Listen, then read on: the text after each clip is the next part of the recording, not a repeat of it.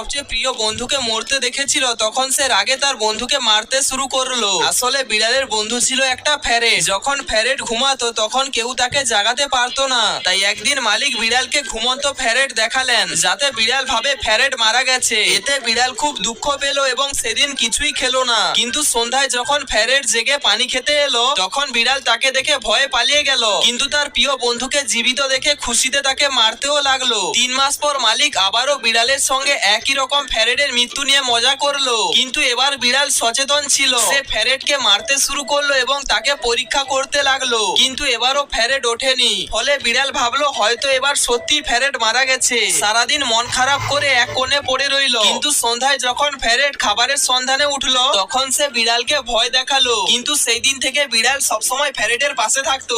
যখনই ফ্যারেট চোখ বন্ধ করতো, বিড়াল তাকে থাপ্পড় মেরে জাগিয়ে দিত। বাকি এই বিড়ালটা যদি কিউট হয় তাহলে একটি লাইক দিয়ে যাবে।